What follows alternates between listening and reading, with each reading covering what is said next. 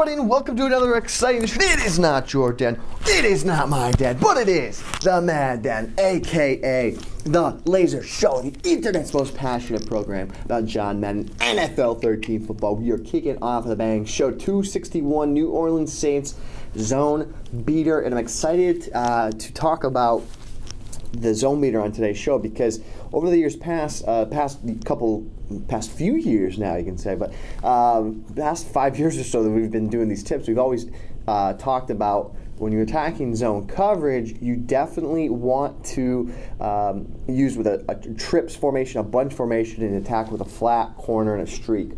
That still remains true. You still get one-on-one matchups, but to actually get a guy open, I'm going to show you a new way to do that today, a new tip. One more route. You can do it from tight formations, gun tight. You can do it from a bunch of tray formation. I'm going to show you what you need, the only ingredients that you need to get this done. Pretty excited about that, but a couple things to talk about before that to get started. How about the San Francisco 49ers? They destroyed the Bears last night. Like, the Bears didn't even show up. It wasn't even a game. It was just like, I don't know. I mean, if I could get my little guys right here and show you what happened, I don't even know. Like, Phillip Rivers. Oh, my mic. See, this is the problem when you don't have a clip. You just gotta hang it. Just gotta hang it right there. Just gotta hang it. Hold on, 1 second. Sorry, guys. Sorry.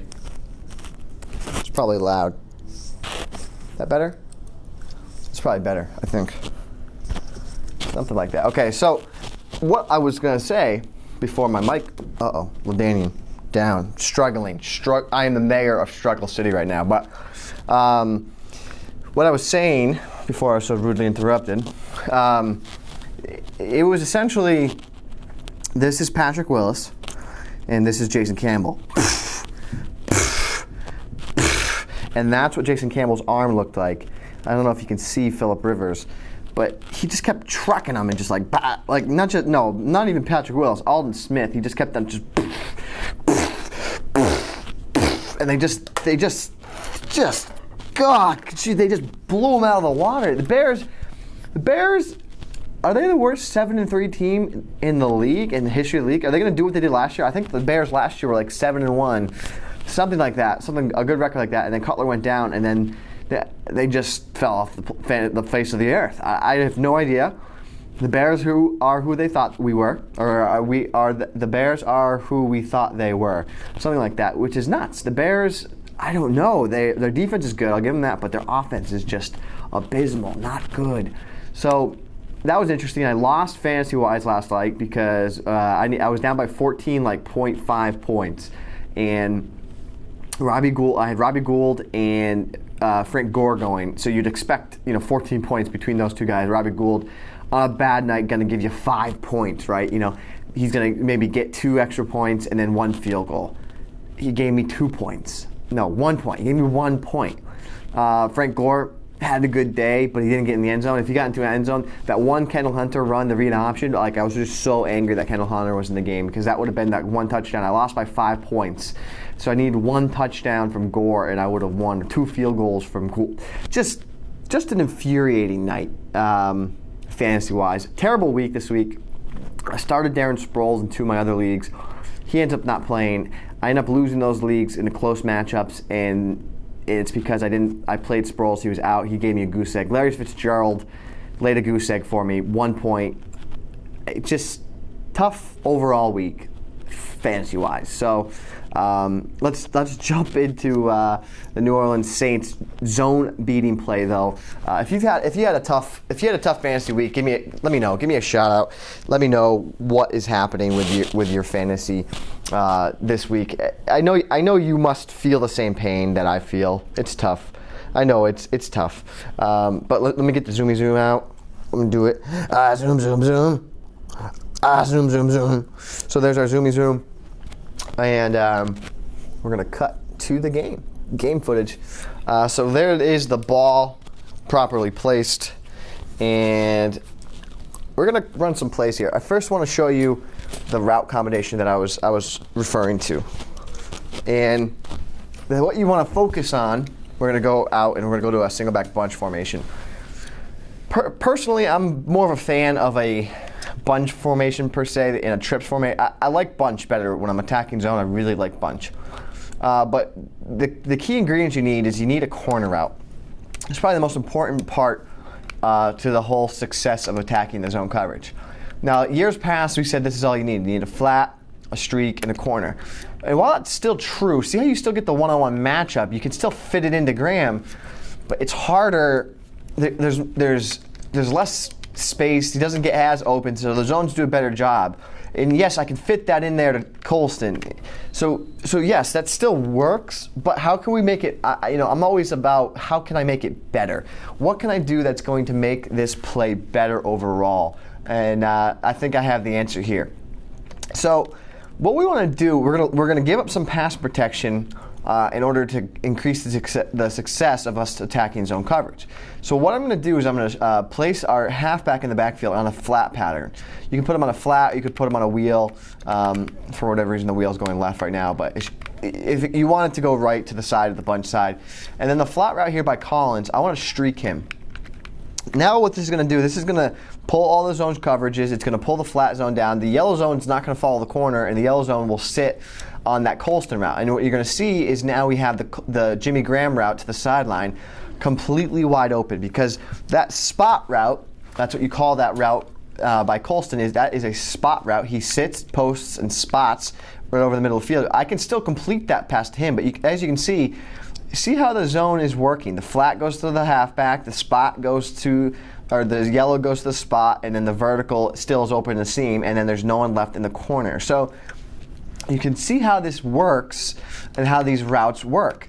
So again, if I didn't have Thomas there and I just streaked it like this, that route, that hook zone route is going to go after Jimmy Graham, and it has a chance of making a play on the ball. Now if I were to do something like this and I had no vertical pattern, well, now that A pattern gets kind of defended by the deep blue zone. You can see I was still able to complete it over there, but that outside zone, the outside pattern, outside defender has a better chance at making a play on the ball. So when we want to really attack zone coverage, I'm a fan of a short little curl, aka spot. You can make your own curl. The corner, a flat underneath, and a deep vertical. And then when you do this, you're going to be able to just absolutely destroy zone coverage, as you can see a touchdown there. So that's kind of the formula. That's universal. That's not a New Orleans Saints, specific play. You're going to be able to find that in just about any playbook in the game. I'm giving you a concept here, something that you can use from playbook to playbook and have success with. So what I also want to show you is if we go into gun tight, how you can attack zone at a gun tight. Now again, same philosophy here. So if I streak B, I'm going to have the B receiver. I'll have a deep vertical. A is my corner route, and then I need a flat pattern.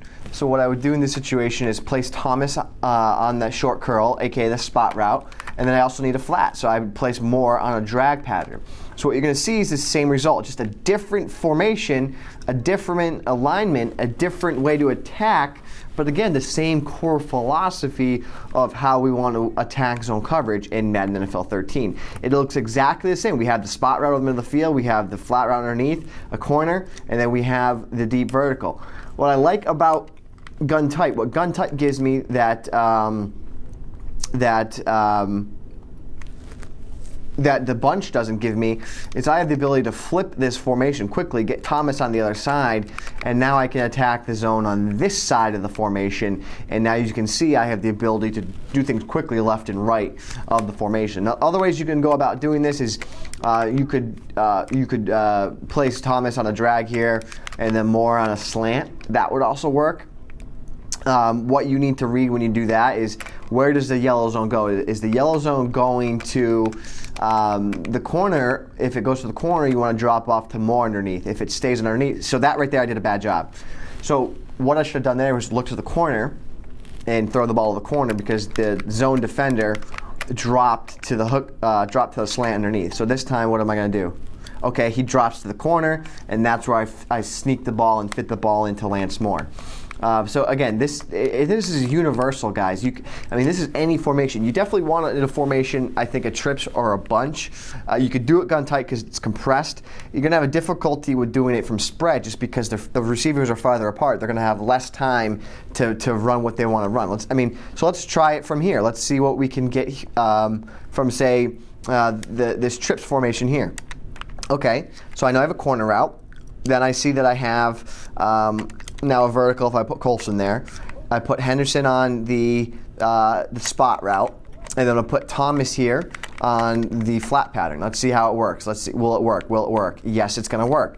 You can see, again, this is universal. This is, you need a corner, a streak, a spot route, which you can make by a curl, and then a flat pattern. It doesn't matter how you know what formation you're in. It matters that you have that specific route combination. That route combination is going to absolutely kill zone coverage. Just remember that whenever you're going from playbook to playbook, you can still have confidence in attacking zone coverage this year. So let's now go to, say, wing trio weak. Let's see what we can find. I saw the corner out there. I'll go back to that, but love it right here. I love this Z spot. Let's try this. So Z spot, I have my spot route. I want to see what I can do with the motion of Thomas. Okay, so now you're talking about giving different looks, attacking different ways. Well, now let's see. I have a spot route by Henderson, a corner route by Moore, Graham on a flat, and then I'm going to streak Thomas. Never tried this before ever, but let's see if it works. It works. You can see, again, the route combination is the key and the deciding factor in being able to attack zone coverages. Again, you get the streak, you get the corner. It's all working off each other. Fit that route in there. You can see I actually like the spot route in this situation, run by Henderson. So let me show you what I mean by that. Watch. I'm going to be able to sneak it into his outside shoulder here against the zone. He'll sit, sneak it into the outside, right into the space in the hole of the zone. So again, formation to formation, it doesn't matter. This is universal. Whatever playbook you want to use, this is something that you can add and implement into your game right now, and you're going to become a better Madden player by utilizing this to attack zone coverage. Make sure you have your hot reads down. If they are blitzing, drop off to the flat. Let me just show you real quick what this is going to look like if you face like a cover two sink formation. Let's go back to bunch base. It's definitely best out of bunch in my opinion, so just keep that in mind. So you're facing cover two. Let's see what this looks like. Oh, I got rid of the spot. My bad. My bad. So here it is again. Oh, you can see what's important to know when you're facing this style of defense, or when you're running this setup. Different routes are going to get open against different styles of zone. So as you can see against cover two zone, notice how that inside receiver just gets absolutely wide open. Like he's so open, it's ridiculous. Like it's not even funny how open this guy is. So just keep that in mind when you're running these plays and these formations against whatever it is you're looking for. They're going to get open. So, oops. Just trust the setup. That's the key, is trusting the setup. So here you can see now, wide open. Wide open. Now let's go back. That was cover two. Let's go to a cover two sink. Let's see how this works. Because I know guys have a lot of trouble right now against cover two sink. So let's see cover two sink. Same setup. Let's see what happens. Cover two sink. Oh, what do you know? Colston's open. Right over the middle of the field. So rule of thumb, my phone's going off. Probably my Twitter is blowing up right now. So rule of thumb, cover two, guys. You're gonna have the B receiver, the spot route be open, and then watch this. We wait long enough, have some patience. Jeb Collins, FTW for the win. So you're seeing how this is all developing, how these routes are working. What I recommend is you go into practice and really focus on and really get comfortable with these reads. And I probably shouldn't even dub this the New Orleans Saints zone beater. I should just dub this on how to attack zone coverage in Madden NFL 13. I might just do that. I don't know.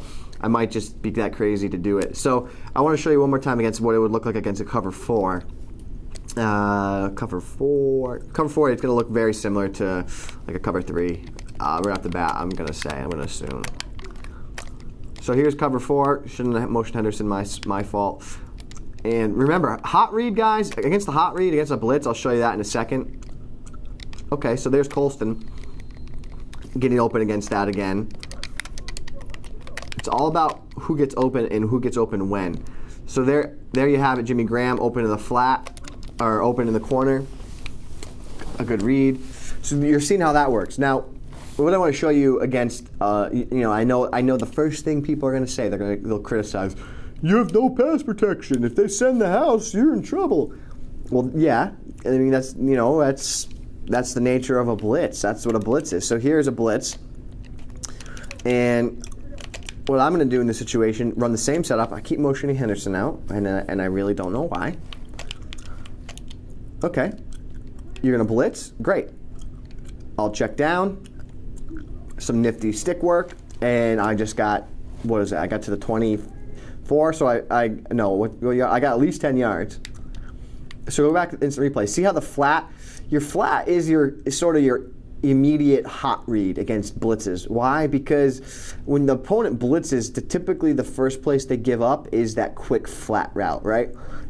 Typically speaking, I mean, they might run a 6-man cover 2 blitz at you and try and catch you off guard, but typically speaking, the first place that's going to be available against a zone blitz is the quick flat pattern. So as you can see here, I saw the pressures coming, and I dump it off to Pierre Thomas in the flat. I get a little nifty work, and I fall forward, and I get about 14 yards. So that's, you know, against a hot blitz, against the read, you got to be able to know, okay, if the blitz is coming, I got to get the ball out quick. I got to get to my hot read. Okay, I waited, and I was still able to get 5 or 6 yards. So that's what that looks like. Let me show you now if you were to face like a cover 2 style blitz. Now, the big weakness in a cover 2 blitz is the middle of the field. It's very, very open. The difficult part about playing a cover 2 blitz is if you have an opponent that has a dominant user control over the middle of the field. Let me try and find a cover 2 blitz. So that's not a good one. That's not blitzing enough. Dime? Do we have a dime? No. Let's see. I could set one up, but I don't have the controller on. So let's see. That's not a blitz. That's not a blitz. Cover 2 blitz. That's sending 5. I might use that one just to show, but typically speaking, I think when you send a cover 2 blitz, it's going to be about 6 guys, and there's going to be 1 yellow in the middle of the field, 2 deeps. So again, here's the setup. You see how this works. Again, no, it's not a concern. It's not a problem. If you have your read down, if you're ready, if you run this against enough fronts in practice, you get comfortable, you know what you're doing, you will always find the open receiver against zone coverage if you run this setup. That's my promise to you. You put in the work. You do what you're supposed to do. I hope you guys can still hear me because my microphone dropped. I hope I wasn't ranting for all that time and it didn't work out. But what I'm saying is if you do what you're supposed to do, you will beat zone coverage every time. Every single time. It's up to you to make the read. It's up to you to do the work. But hey, that's why you watch Madden TV, right? Because you're willing to do the work. You're willing to do it. So we'll come back to the camera real quick, guys. And a little bit ado. Thanksgiving is coming up. And fix my mic one last time. Thanksgiving is coming up. And, for those that watch to the end of the show, I know a lot of people drop off right when I start yelling at the beginning of the show. But for those of you that do watch the entire show, I appreciate it. And Thanksgiving, Thanksgiving is definitely a time to really consider giving thanks, just in general, right? Thanks for all the things that we're able to have. That we have the ability to even get on the internet and watch some stupid video that I'm doing, talking about Madden, whatever it is. Give thanks to the important things in life. So, make sure you have this time coming up. If you have any time off, if you're able to spend that time, spend it with the people that you care the most about, family, friends. Appreciate them. Tell somebody you love them. Let them know. Make them feel good. That's what Thanksgiving is all about. I appreciate you guys to the umpteenth degree. I really do. Every single one of you guys. It means a lot. You watch our shows. You support us. You do all those things like that. That means a lot. And I can't thank you guys enough for doing that. This is show 261. You and me together, a whole lot of you, but only a little bit of me. We are changing the Madden community, and we are doing it one snap. And I just hit a camera at a time.